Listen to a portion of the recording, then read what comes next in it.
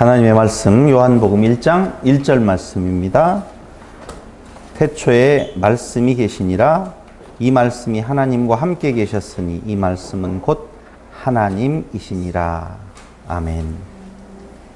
두 번째 시간이죠. 요한복음. 요한복음이 상당히 중요한 책이다. 물론 성경 안 중요한 책이 없지만 특히 요한복음이 중요하다라고 하는 것은 그 시대, 그때의 그 도전에 정확한 답을 주고 있는 책이다. 이렇게 보시면 되겠습니다. 요한복음은 예수가 그리스도이심을 증거하는 책이요. 예수가 그리스도 되심은 여호와의 영광이 바로 드러나는 것이다라고 지난 시간 말씀을 드렸습니다. 복음서는 4권이죠. 3권은 공관복음, 같은 눈으로 본다, 같은 시각으로, 같은 관점으로 본다, 그런 의미가 있어요. 근데 요한복음만 공관복음이 아니죠. 그러니까 사복음서 중에서 3개는 같은 관점으로 보고 하나는 다른 관점으로 보아요. 그래서 역사적인 것 다 무시하지요. 순서 무시한다 그 말입니다. 무엇인가 뭘 증거하려고 할 때 그 증거를 위하여서 어떤 체계를 갖고 이 요한복음을 기록하게 되었다라고 몇 번이고 지금 말씀을 드리고 있는 것입니다. 특히 요한복음은 예수님이 인간 중에 뛰어난 분이냐 아니면 신이신 분이냐 하나님이시냐라고 하는 것에 대한 정확한 결론을 내려주고 있습니다. AD 85년에서 90년 사이에는 바로 영지주의가 맹위를 떨쳤었던 때입니다. 영지주의라고 하는 것은 물질과 정신이라고 하는 이분법적인, 이원론적인 사고 속에서 나타나는 건데요. 정신은 선하고 물질은 악하다. 이렇게 전제하고 들어갑니다. 그렇기 때문에 선하신 그리스도, 선하신 메시아, 하나님은 선이라 그 말입니다. 그런데 그 하나님이 선하신 분이기 때문에 죄악된 육체를 입고 오실 수 없다는 것입니다. 다시 말씀드리면 선 안에 악이 존재할 수가 없다는 거예요. 그 말은 곧 예수님은 신이 아니다 라고 하는 것을 역설적으로 말해주는 거라니까요. 근데 우리는 여기에서 한 가지 조금 생각해 봐야 될 내용이 있어요. 그 영지주의자들이 하나님을 대적하여 하나님 자리를 차지하려고 어떻게든지 하나님께 대항하려고 생긴 학파인 건가? 아니라고 보셔야 됩니다. 아니라고. 그러니까 에덴 동산에서 아담이 선악을 하는 나무로 먹는 것도 역시 유대인들이, 이스라엘 백성들이 율법 앞에서 그 율법을 열심히 지키는 것이 사단의 짓거리를 하려고 하는 것이 아니라는 것이죠. 사단은 대적자라는 거거든요. 본인들은 하나님을 잘 섬기려고 하는데 그게 하나님 앞에 대적자로 서는 모습이 되어진다라고 이렇게 보셔야 돼요. 그러니까 케린투스 학파라고 하는 영지주의자들, 그노시스주의자들은 결국은 그들도 하나님을 잘 섬긴다라고 하는 쪽에서 출발한 거예요. 다. 지금 한국에 있는 기독교의 각 분파들, 그 분파들이 나는 하나님을 반대로 해서 사단의 일을 해야 되겠다라고 말하는 사람은 없어요. 다 하나님을 잘 섬긴다라고 하는 데로부터 출발한 거라 이렇게 보시면 돼요. 그런데 그 출발하고 가니 하나님께서 원하시는 바 예수, 그리스도 되신 예수는 사라지고 오직 자기들의 모습이 드러나게 되어 있다는 것이죠. 예수를 부인한다라고 하는 것, 그것이 바로 영지주의자들, 예수가 하나님이 아니다라고 하는, 인간이라고 하는 것으로 오히려 자기들은 더 하나님을 잘 섬기는 자라고 생각을 했었다. 이렇게 보시면 돼요. 그리스도는 영적인 인간인 예수와 일시적으로 그냥 어떻게 결합. 그런데 십자가의 처형 직전에는 어떻게 되어져야 돼요? 분리되어져야 돼요. 선하신 하나님께서 어떻게 죄를 안고 죽을 수 있느냐? 그럴 수 없다라고 하는 의미거든요. 요한복음은 그런 의미에서 굉장히 얌전하게 예수가 하나님이라고 증거를 해요. 굉장히 얌전하게. 얌전하죠? 안 얌전해요? 아니요. 얌전해요. 왜? 어디를 보면 이게 얌전하다라고 하는 것이 나오냐면요. 같은 사도 요한이 쓴 요한 1서에 가보면 바로 오늘 요한복음의 기록 배경에 대한 결론을 말해주고 있어요. 여러분들이 결론을 말을 해봐요. 여러분들이. 요한복음의 기록 배경에 대한 결론은 뭐예요? 예수는 하나님이시다. 그래요. 그런데 그걸 어떻게 도전적으로 우리가 요한 1서 쪽으로 가보면 전투한다, 싸운다 그런 의미가 있잖아요. 그럼 전투하고 싸우는 것은 조금 강력한, 얌전한 것이 아니라 싸납지요. 그 싸나운 모습을 바로 요한복음의 기록 배경으로 결론을 내리고 있는 것을 한번 제가 요한 1서 4장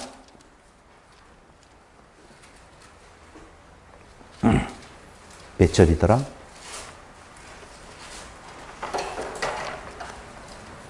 1절로 4절. 사랑하는 자들아, 영을 다 믿지 말고 오직 영들이 하나님께 속하였나 시험하라. 많은 거짓 선지자가 세상에 나왔음이니라. 이때 거짓 선지자는 영지주의자들, 뭐 이렇게도 볼 수도 있게 많은 선지자들이 있지만 그 중에 또 하나 지금 이 당시에 문제가 되고 있는 것 2절에 보니 하나님의 영은 이것으로 알지니 곧 예수 그리스도께서 육체로 오신 것을 시인하는 영마다 하나님께 속한 것이요. 3절은 여러분들이 시작. 예수를 시인하지 아니하는 영마다 하나님께 속한 것이 아니니 이것이 곧 적그리스도의 영이니라. 아멘. 그리스도께서 육체로 오신 것을 부인하는 것이 적그리스도의 영이라. 근데 영지주의자들이 자기들이 적그리스도의 일을 한다라고 생각하지 않았을 거라는 것이죠. 이게 오늘 바로 요한복음이 말하고 있는 요한복음의 기록 목적, 기록 배경에 대한 결론 딱 나오잖아요.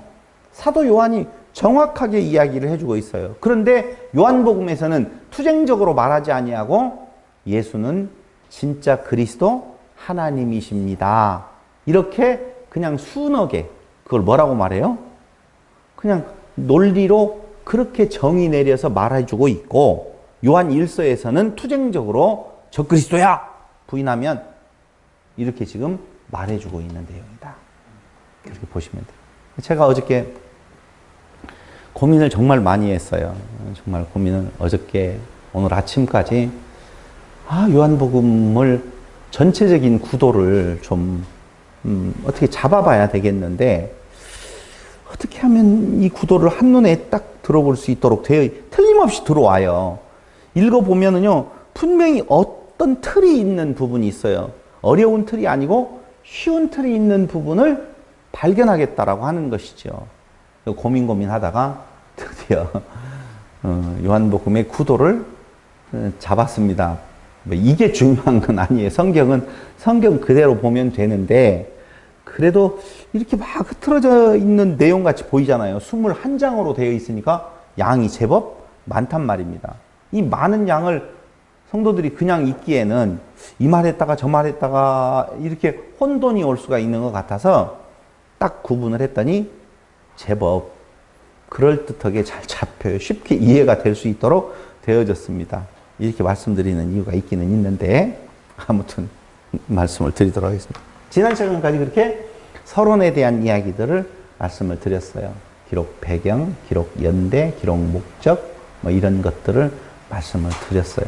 그 다음에 이제 무엇을 이야기해야 되는 건가? 그렇다면 요한복음은 어떻게 구성되어져 있느냐? 어떤 구성 형태로 예수가 그리스도 하나님이라고 증거하고 있느냐라고 하는 겁니다. 그래서 내용 개요를 한번 보면 총 몇 장으로 되어 있어요? 어떻게 알았죠? 제가 조금 전에 이야기를 했습니다. 21장으로 되어 있다고. 근데 이 21장을 셋으로 나누어지더라고요. 여러 사람들이 여러 방향으로 나누어 놓았는데, 자세히 보니까, 보여요. 지난 시간 이야기를 했죠? 요한복음에는 몇 가지의 표적이 나온다?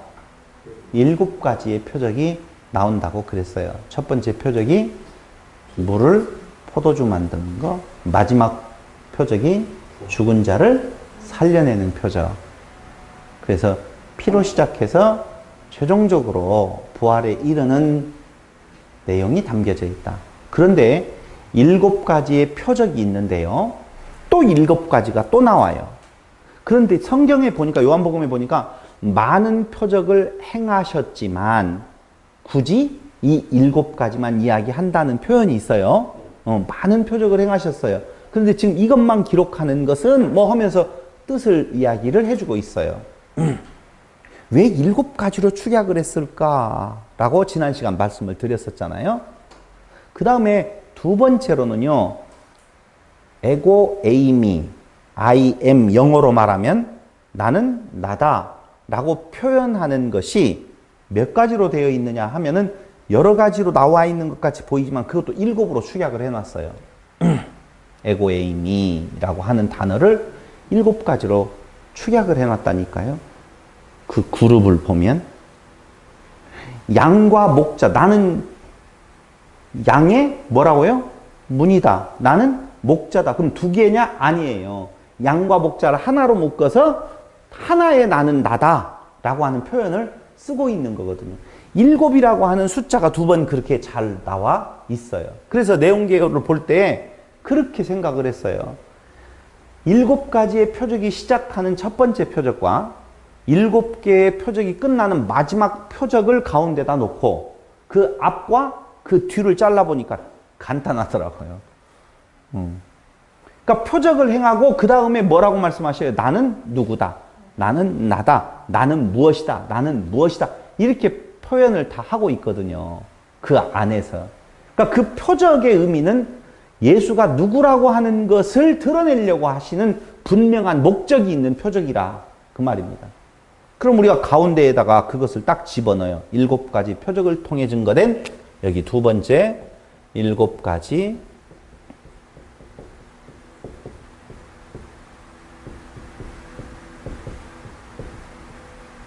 증거된 무엇? 그리스도이신 예수.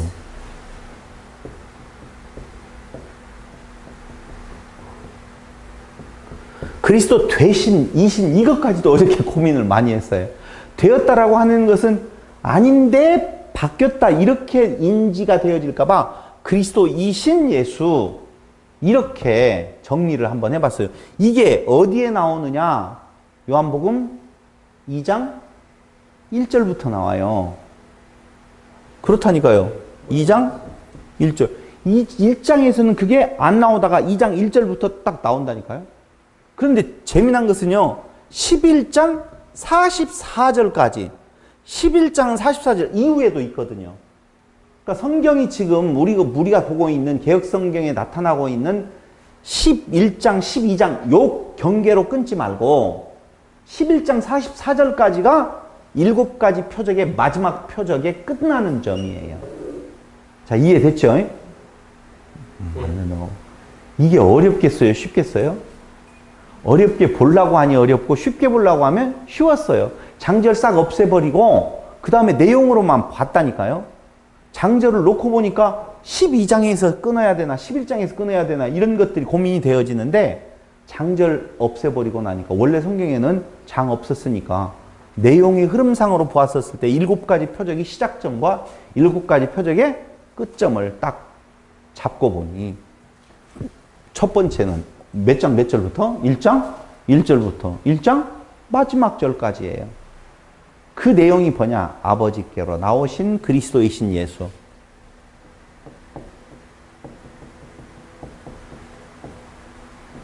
여기에서도 아버지께로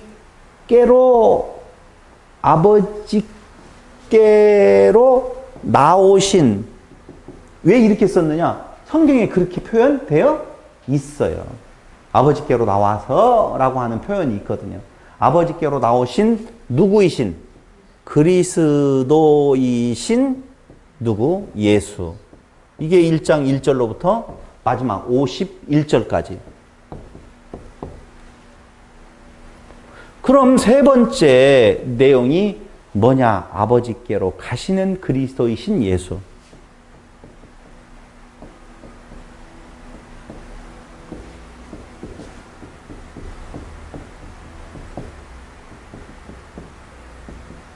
이게 성경 구절에 나와요. 아버지께로 나와서 아버지께로 간다라고 하는 성경 구절이 나와요. 그래서 그 구절을 참고로 해서 보니 정확해요. 이건 11장 몇 절부터? 44절부터 21장 25절까지. 이렇게 요한복음이 구성되어져 있더라는 거예요. 그러니까 그리스도이신 예수, 그리스도이신 예수, 그리스도이신 예수를 증거해주고 있어요. 예수가 그리스도라고 하는 말, 그리스도이신 예수라는 말은 곧 예수는 하나님이시다. 그걸 확실히 선포하고 있다. 보시면 돼요. 끝났어요. 그러고 보니까 너무 쉬운 거예요. 그냥 어렵지 않아요. 이 안에는요, 두 가지를 이야기하고 있다니까요. 표적을 통해서 그가 하나님이시다. 표적을 통해서 그가 하나님이시라고 확실히 드러내신 뒤에 나는 누구다. 그때 그 나는 무엇이다, 무엇이다라고 하는 에고 에임이라고 하는 단어는 어디에만 쓰이는 단어인 건가? 오직 하나님께만 쓰이는 단어다. 라고 보시면 돼요. 에고 에임이. 나는 스스로 있는 자. 그는 누구로부터 유출되어지지도 아니하고 처음이요 나중. 나는 I am. 나는 나다. 라고 말할 수 있는, 나는 여호와라 라고 말할 수 있는 분은 누구? 삼위 하나님 밖에는 없다고 그랬잖아요. 삼위 하나님 외에는 없어요.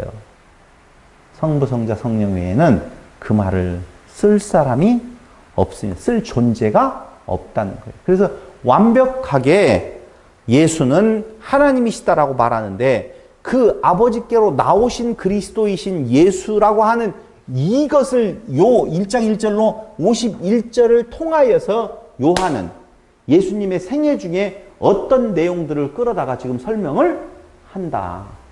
그 말입니다. 근데 그 내용이요, 참 재미난 것은 여기 7가지 표적을 통해서는 것은 예수의 일생에 나타났던 내용을 소재로 삼잖아요. 그죠? 예수님이 행하셨던 일들의 행적을 따라가서 그는 이러이러한 표적을 보여주었고 그는 이렇게 고백을 하셨다, 선포를 하셨다 라고 이야기를 하더라. 그 말입니다. 그런데 오늘 1장 1절로 마지막 절에 대해서는 아버지께로부터 나오신 그리스도이신 예수에 대한 내용은 세 부분으로 우리가 살펴볼 수가 있어요. 자, 이제 2개는 지우고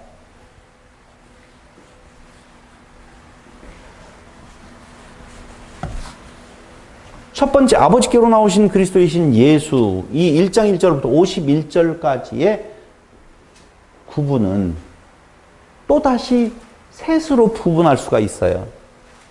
첫 번째, 서언. 1장 1절로부터 14절까지. 1장 1절로부터 14절까지는 서론격, 선포, 이렇게 되어 있죠.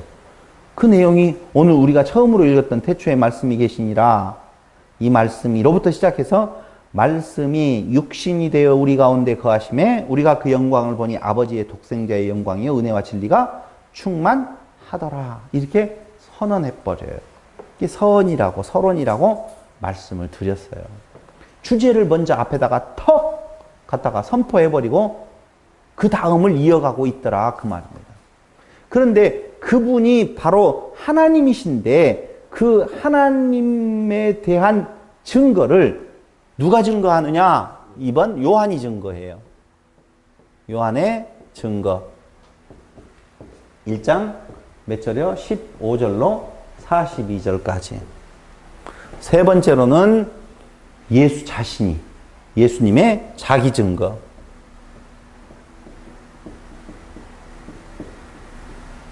그게 1장 43절로 51절까지.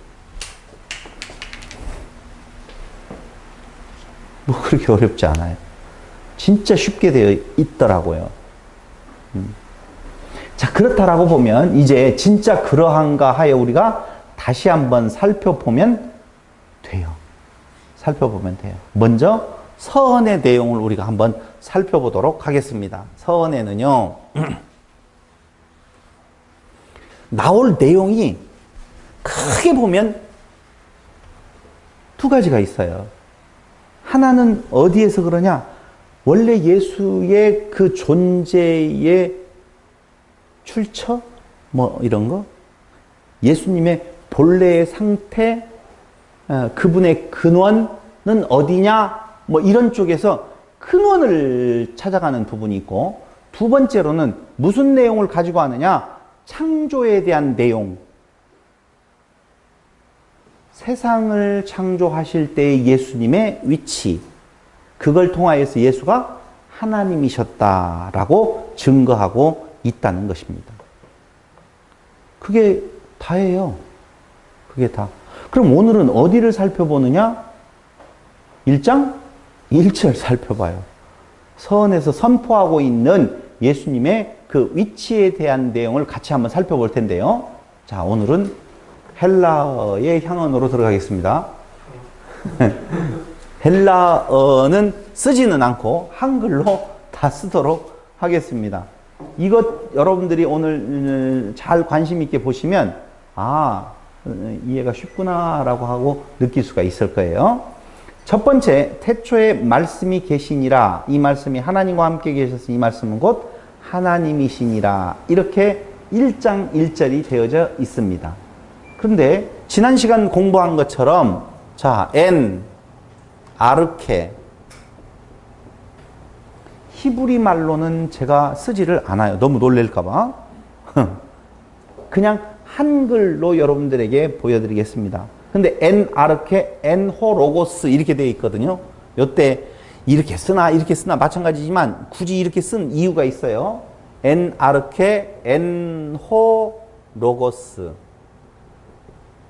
호라고 하는 것은 정관사라고 그랬어요.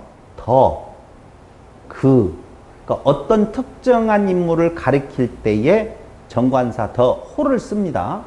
그러니까 아르케, 호 로고스라고 태초에 말씀이 계시니라 이 말을 헬라어 성경으로 보면 이렇게 되어 있다. 지금 그 말이에요.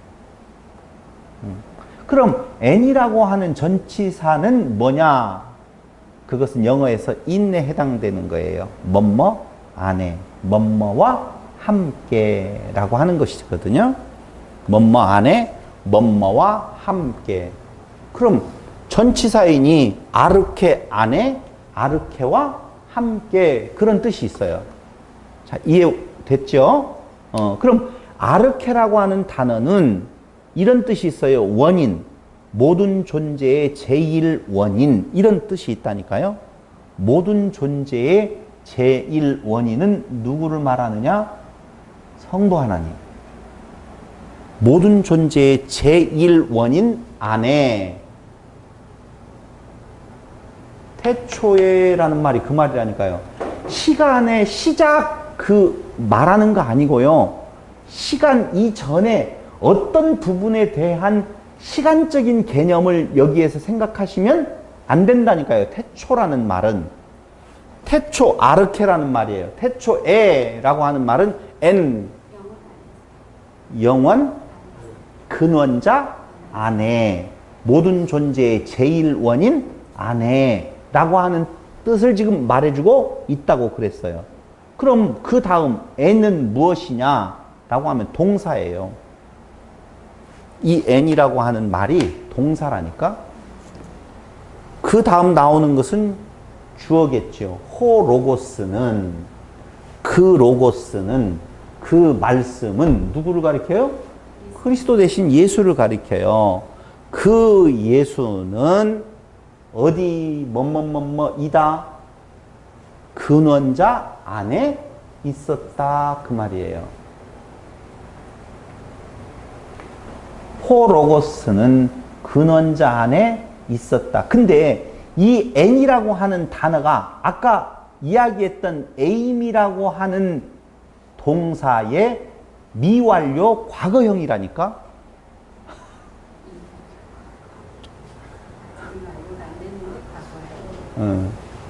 다시요.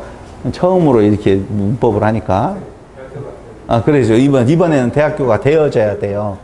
그러니까 이 n이라고 하는 단어는 에이미 동사, 에고 에이미 할 때 나는 뭐뭐이다라고 이야기를 했잖아요. 그 에이미 동사의 미완료 과거형이라니까. 미완료 과거. 그럼 미완료 과거라는 말이 안 맞잖아요. 과거는 완료라고 하는 내용으로 봐야 되는데 미완료 과거래요. 그러니까 과거 진행형으로 해석을 해야 돼요. 과거 진행형으로, 미완료 과거는 과거 진행형으로 해석해야 된다. 아니 너무 어렵게 저를 보시고 저 눈을 봐야만이 제가 말하고 있는 뜻이 그대로 흘러들어갈 수 있어요. 미완료 과거는 과거 진행형으로 해석해야지 된다 그 말이에요. 과거 진행형. 그러니까 실질적으로 말을 하면 여러분들 이해가 쉬워요. 이런 말이에요. 계속해서 뭐뭐하고 있었다.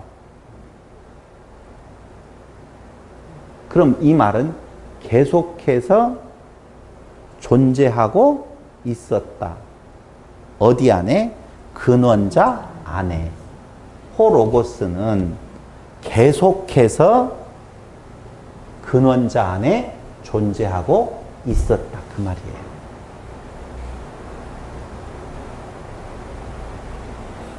여기에서 우리가 해독 못할 이유는 없어요. 전혀. 근데 하나 우리가 더 살펴봐야 될 것은 이 로고스라고 하는 단어입니다. 로고스는 분명히 말씀이죠. 말씀인데 그 말씀은 예수라고 하는 거 우리가 다 잘 알고 있어요. 근데 이 로고스라고 하는 그때 당시에 헬라의 시대에서 로고스라고 하는 단어의 의미는 우주 만물의 제1 원인이라는 뜻을 가지고 있어요. 우주 만물의 제1 원인이라고 하는 말은 모든 우주 만물은 그로부터 파생되었다, 그로부터 나왔다 그 말이거든요. 그러니까 또 다시 해석을 해보면 이 우주의 만물은 로고스, 말씀, 예수 이해됐죠? 그분 안에서 파생되었다, 나왔다 그 말이에요. 어디하고 지금 같아지려고 하고 있어요?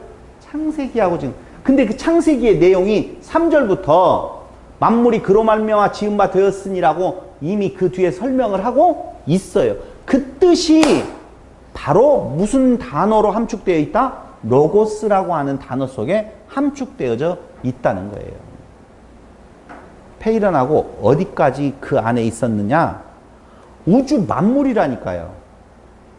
오늘 제가 토마토 가지고 왔잖아요. 그 토마토는 어디 안에 있었어요? 그 로고스 안에 있었다니까. 여러분들이 지금 쓰고 있는 안경, 옷 입고 있는 옷 어디 안에 있었다고요? 그거 이상해요? 아니요. 세상이 이미 창조되어질 때에 그 세상 만물의 근원, 제1원인이 바로 예수라 그 말이에요. 그리스도라, 로고스라고 하는 단어 속에는 그런 의미가 담겨져 있다는 거죠. 그러니까 그때 당시에 계셨던 그 예수는 누구요? 그리스도요. 누구요? 로고스요. 그 누구요? 말씀이요.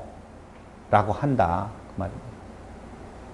어디하고 딱 연결되냐면 창세기하고 그냥 정확하게 들어맞아. 이 한 문장을 문법적으로 풀어놓았더니 더 설명할 필요가 없을 정도로 정확하게 예수에 대해서 예수가 어떤 존재인가를 드러내고 있다는 거예요. 그래서 에임이라고 하는 동사는 누구에게만 쓰인다? 오직 하나님께만 쓰이는 동사다. 그런데 그 동사가 어디에 지금 쓰여져 있느냐?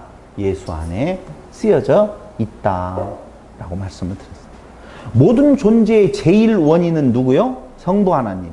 모든 만물의 제일 원인은 말씀, 로고스, 예수라 그 말입니다. 그런데 그 우주 만물의 제일 원인 되시는 그 로고스는 항상 어디에? 근원자 되신 분 안에 계셨다라고 과거 진행형으로 해석을 하면 정확하게 들어맞는다. 이제 됐죠? 예, 이제 됐어요. 그러니 태초에라는 것이 시간 창조 그 시작이냐, 그 이전이냐, 그런 의미를 지금 말하려고 요한이 엔 아르케 호데오스를 엔호데오스를 쓴 것은 아니다라고 하는 겁니다. 시간이 그때냐, 저도 청년 때 그것 가지고 얼마나 그 태초는 어느 태초를 말하는 거냐, 영원 태초냐, 시간 태초냐라고 하는 쪽에서 굉장히 많은 토론도 하고 이야기도 했었던 것입니다. 네, 아니에요. 자, 그런데 두 번 보세요. 엔 아르케 엔호 로고스 라고 한 뒤에 문장이 어떻게 되어 있느냐? 태초에 말씀이 계시니라 했는데 이 말씀은 뭐라고 그랬어요? 호 로고스. 그렇죠? 이 말씀은 호 로고스. 이 말씀은 그 다음에 읽어보세요. 하나님과 함께 계셨으니 호 로고스 엔 프로스 톤데오 엔 프로스 톤데오. 톤데오는 데오스라고 하는 말이에요. 데오스는 하나님. 자, 호 로고스 그 누구를 말해요? 말씀이신 예수는 엔 프로스. 이 프로스라고 하는 말은 전치사거든요. 전치사인데 함께라고 지금 여기는 번역되어져 있어요. 하나님과 함께 계셨으니 라고 번역되어 있어요. 그 함께라고 하는 한글 단어가 헬라어로는 프로스라는 말인데 그 프로스라고 하는 헬라어는 전치사로서 뭐뭇을 향하여 이런 뜻이 있어요. 프로스라고 하는 전치사는 뭐뭇을 어떻게? 향하여. 뭐뭇을 향하여? 톤데오. 톤데오를 향하여 그런 뜻이에요. 그럼 톤데오는 무엇을 말하느냐? 하나님 여호와를 말하는 거예요. 그러니까 호로고스는 무엇? 그를 향하여 이건 애는 뭐라고 그랬어요? 그렇지. 미완료 과거라고 그랬잖아요. 그래서 항상 그렇게 하고 있었다. 계속해서 그렇게 하고 있었다. 그러니까 호로고스는 항상 하나님을 향하여 있었다. 그 말이에요. 이해가 안 되면 저를 보시면 이해가 된다고 그랬어요. 여기 말씀이 하나님과 함께 계셨으니 이 말은 그 말씀은 항상 무엇을 향하여 항상 계셨어요. 항상 떨어진 적이 없어요. 향하지 않은 적이 없어요. 항상 누구를 향하여? 하나님을 향하여 있었다. 그 말입니다. 자, 그때 향하여라고 하는 말을 한글로는 함께라고 지금 번역을 해놨거든요. 여러분, 함께라는 말이 더 가깝게 느껴져요? 향하여라는 말이 더 가깝게 느껴져요? 함께. 같이 있다. 아닌가 보구나. 제가 지금 드리려고 하는 말씀은 뭐냐면요. 여기에서 우리는 신앙의 또 하나의 혼돈이 있었던 것을 정리할 수가 있어요. 여러분 지금 하나님과 함께 계셔요? 따로 떨어져 계셔요? 함께 있어요. 그리스도와 함께 있어요? 떨어져 있어요? 함께 있어요. 하나님과 함께 있는 우리들의 모습을 보면 참 든든하죠? 하나님과 함께 계신 여러분들의 모습을 보니 정말 은혜가 넘쳐요. 너무 훌륭해요. 아, 정말 하나님 모습 그대로 그냥 보는 것 같아요. 그렇게 안 되어 있죠. 하나님과 함께 있는 건 맞는데 하나님과 함께 있다라고 하는 의미가 무엇을 지금 말하고 있느냐라고 보았었을 때 항상 그분을 향하여 있었다. 그 말이에요. 근데 우리는 함께 있다고 말하면서 항상 그분을 향하여 있지 아니하잖아요. 그래서 우리는 하나님이 되었다 안 되었다 그래요. 아니, 하나님과 함께 있었을 때에는 하나님이지만 하나님과 떨어지면 하나님이 아니잖아요. 그래서 그리스도와 하나님하고는 항상 한 번도 떨어진 것이 없이 항상 그를 향하여 오직 독생자 그분만이 있는, 예수 안에는 누구만이 있어요? 하나님만 계셔요. 오직 그분만을 보고 있어요. 그것은 그분만을 본다는 말이 떨어져 있어서 이렇게 쳐다본다는 말로 하기에는 조금 감이 안 오잖아요. 그래서 함께라는 단어를 써버린 거예요. 같이 붙어 있는 것 같이. 이게 굉장히 어려운 말이에요. 왜요? 함께 있으면 하나인데 왜 또 다른 존재냐? 인격이 다르냐? 이렇게 생각할 수 있다니까요. 정확하게 말하면 그를 향하여 있는데 한 번도, 한 번이라는 숫자 개념도 참 맞아요. 그래서 예수께서 뭐라고 이야기를 하시느냐? 자의로 말하지 않고 하나님께서 말하게 하신 것만 말한다. 오늘 요한복음 4장 34절에서는 무엇라고 이야기를 하느냐? 4장 34절에서는 이렇게도 말을 해요.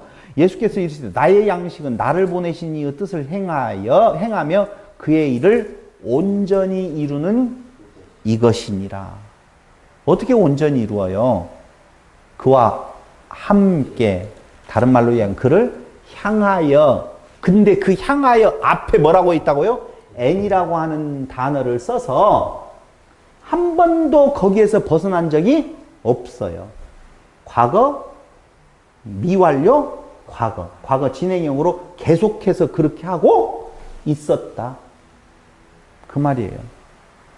그는 항상 그분을 향하여서 있었다. 그러니까 둘이에요? 하나예요? 하나라니까요. 그런 의미에서 하나란 말입니다. 인격은 둘이에요. 3person이라니까? 성령까지 하면 3person인데 그것이 나누어지지 않아요. 분리되어지지도 않아요. 뜻이 틀어지지도 않아요. 왜? 항상 향하여 있기 때문에 그렇다는 것이죠. 우리가 하나님과 함께 있고 그리스도가 우리와 함께 있다라고 한다라고 보면 우리는 우리 일을 행하는 것이 아니죠. 근데 우리의 삶을 한번 보셔요. 하나님과 함께 있다는 말을 쉽게 그 단어를 쓰면서 나 하나님과 함께 있어. 그런데 우리의 삶의 모습은 전혀 딴 길로 가고 있잖아요. 전혀 딴 길로. 근데 그걸 우리 보고 하라고 하면 저주라니까요. 하나님이 우리와 어떻게 함께 계셔 주셔요. 절대 안 놓는다니까요. 그래서 마지막 때에 우리는 뭐가 되어져요? 하나님, 신. 그때에는 한 번도 떨어지는 일이 없는 상태. 그게 진짜 안식이라 이렇게 말할 수가 있다니까요.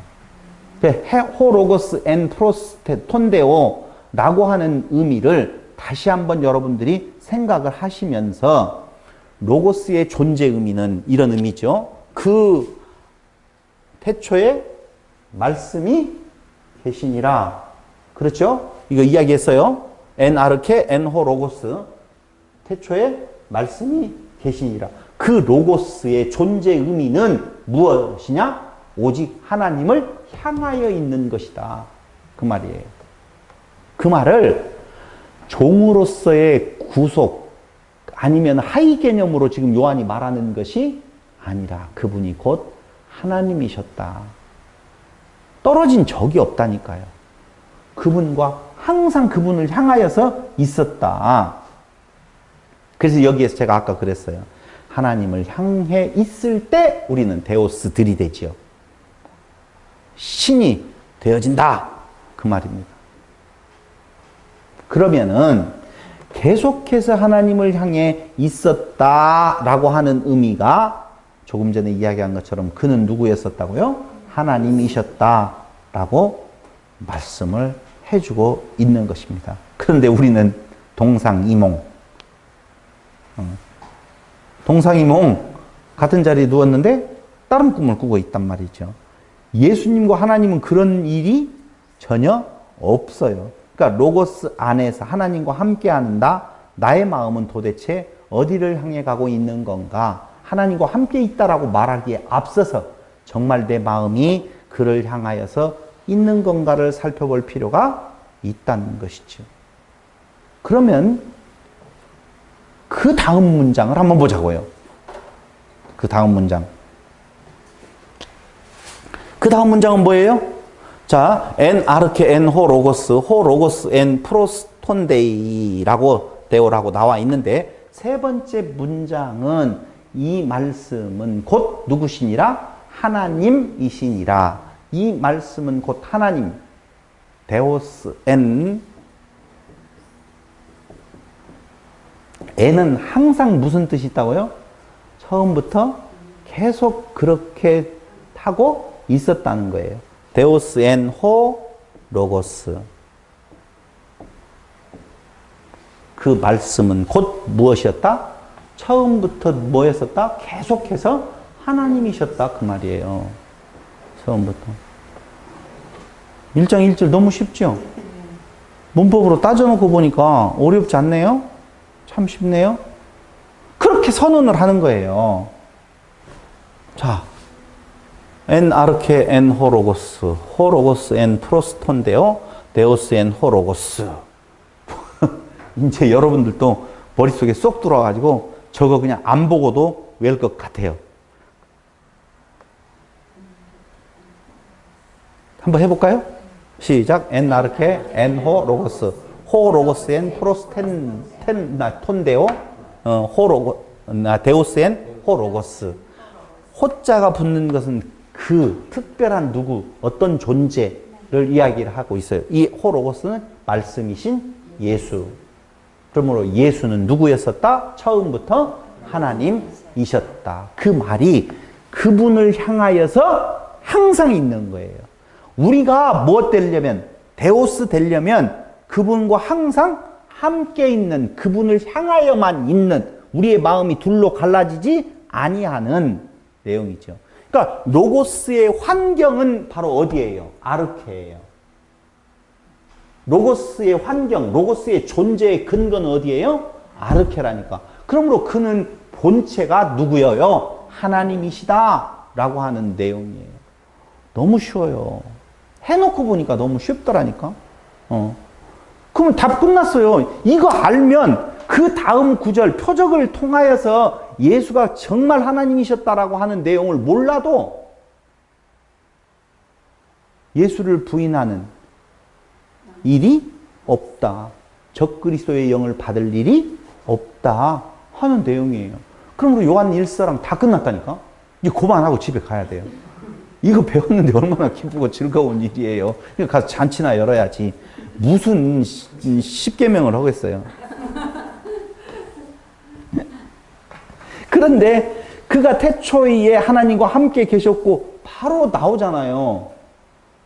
그냥 너무 쉬운 설명이 그냥 그로 만물이 그로 말미암아 지은 바 되었으니 지은 것이 하나도 그가 없이는 된 것이 없느니라.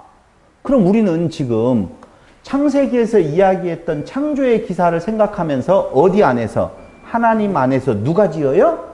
그리스도께서. 성자 하나님께서 만물을 지었다 그 말이에요. 그러므로 그분의 아까 이야기했죠. 호 로고스의 무엇은? 환경은, 근원은 어디요? 성부니까. 성부 하나님의 뜻 안에서 성자 하나님께서 세상을 지으셨다. 오늘은 더 많이 하면 머리가 아플 수도 있어요. 그러니 간단하게 이렇게 끝내도 될 것 같아요. 그걸 어떻게 이야기를 하고 있는 건가? 2장부터 시작을 해서 11장 44절까지 외우기도 했죠. 얼마나 고민을 많이 했으면 그러겠어요. 11장 44절까지 몇 가지의 표적, 7가지의 표적, 7가지의 나는 에고 에임이라고 하는 고백을 통하여서, 선포를 통하여서 누구다? 하나님이시다. 그걸 요한이 지금 그 시대에 공격당하고 있는 교회들을 향하여서 진짜 예수는 하나님이시다. 그의 본성이 라고 선포해주고 있는 것이 요한복음입니다.